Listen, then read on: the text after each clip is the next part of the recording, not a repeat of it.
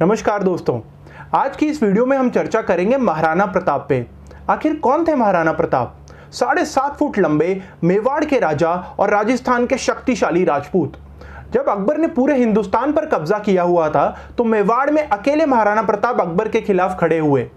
अकबर कभी जीता नहीं और महाराणा प्रताप कभी हारे नहीं। अकबर की 80,000 की सेना के आगे महाराणा प्रताप की कुल 15,000 की सेना। अकबर की सेना में दम था और महाराणा प्रताप के सीने में दम था। तो आइए शुरू करते हैं।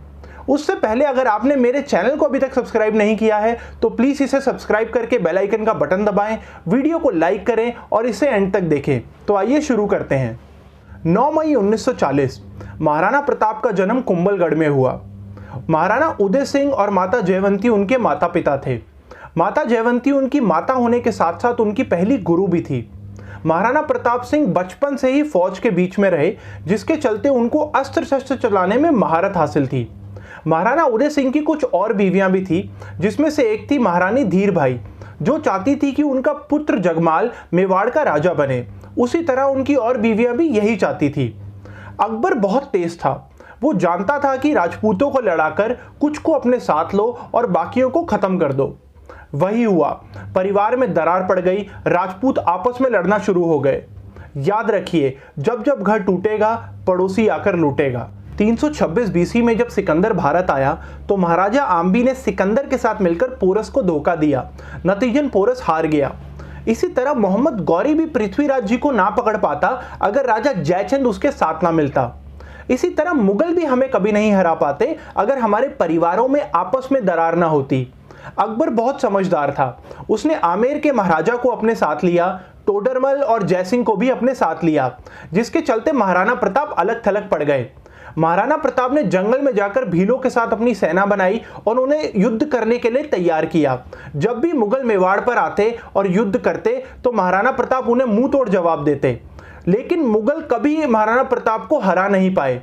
महाराणा प्रताप जरूर थोड़े दिनों के लिए इधर उधर हो जाते, बट दोबारा अपनी सेना बनाकर वो बाउंस बैक किया करते। महाराणा प्रताप काफी शक्तिशाली थे। 7.5 फुट लंबे, 70 किलो का कवच, 10-10 किलो के जूते, 10 किलो की तलवार, 80 किलो का भाला बहलोल खान को कैसे काट डाला। बहलोल खान अकबर का सबसे बड़ा सेनापति था, जो हल्दी घाटी के युद्ध में लड़ने आया था। महाराणा प्रताप ने उसे अपनी तलवार के एक काट से उसके घोड़े के साथ 2 हिस्सों में चीर दिया। बार बार मेवाड़ में होने वाले युद्ध का कारण मेवाड़ का ज्योग्राफिकल एडवांटेज था। अगर अकबर को भारत के बाहर से व्यापार करना है तो मेवाड़ पर उसका कब्जा होना बहुत जरूरी था। अकबर का यह सपना महाराणा प्रताप ने कभी पूरा नहीं होने दिया। महाराणा प्रताप दूसरे राजाओं की तरह भोग विलास में बिल्कुल यकीन नहीं करते थे। महाराणा प्रताप अपनी सेना के साथ रहते थे। पत्तल में खाना, जमीन पर सोना और पांव में जूता ना होना, जिसके चलते उनकी सेना काफी इज्जत करती थी। उनके एक इशारे पर अपनी गर्दन तक कटवाने के लिए राजी हो जाया करते थे। ये सब देखकर अकबर काफी डरता था। माना जाता है अकबर ने 8 बार अलग अलग राजाओं को महाराणा प्रताप के पास प्रपोजल लेके भेजा, जिसमें एक प्रपोजल तो ऐसा भी था कि आप मेवाड़ को हमारे हवाले कर दीजिए और आधा हिंदुस्तान ले लीजिए। महाराणा प्रताप ने उसे भी ठुकरा दिया। एक बार जब अब्राहम लिंकन इंडिया आ रहे थे तो उनकी मां ने उनसे कुछ लाने को कहा। उन्होंने अपनी मां से पूछा, माता क्या लाऊं मैं आपके लिए? तो उनकी माता ने कहा कि मेरे लिए हल्दी घाटी की मिट्टी जरूर ले आना। वहां महाराणा प्रताप जैसे दिव्य लोगों ने जन्म लिया, जिन्होंने मेवाड़ को बचाने के लिए आधे हिंदुस्तान तक को ठुकरा दिया। 1576 का हल्दी घाटी का युद्ध छोटी सी सेना होने के बावजूद भी आखिर कैसे लड़ा महाराणा प्रताप ने? अरावली की रेंज, पहाड़ियां और घाटियां, इनकी काफी जानकारी थी महाराणा प्रताप को। छापामार युद्ध और द्विकांतक नीति का उपयोग किया। अपने सैनिकों को बोला कि पहाड़ियों को ऊपर से और घाटियों को नीचे से घेर लो। अफगानियों को अपने साथ लिया। हकीम खान, जो अकबर का दुश्मन था, उसे अपने साथ मिला लिया। छोटी सी सेना होने के बावजूद भी अकबर की सेना के छक्के छुड़ा दिए। अकबर महाराणा प्रताप के सामने आने से डरता था। वो हाइट में थोड़ा छोटा था। उसे लगता था कि कहीं महाराणा प्रताप अपनी तलवार से उसे 2 हिस्सों में न चीर दें। चेतक महाराणा प्रताप का नीला घोड़ा था। उन दिनों जंग में हाथियों की सूंड पर तलवार लगाई जाती थी। जंग में छलांग मारते हुए चेतक का पांव तलवार से कट गया। राणा जंग में फंस गए। राणा को जंग में फंसा हुआ देख चेतक कटी हुई टांग से 28 फीट के नाले को टापकर राणा की जान बचाई और अपने प्राणों को त्याग दिया। राणा के पास एक हाथी भी था जिसका नाम था राम प्रसाद। माना जाता है कि राम प्रसाद ने हल्दी घाटी में 8 हाथियों को धूल चटा दी।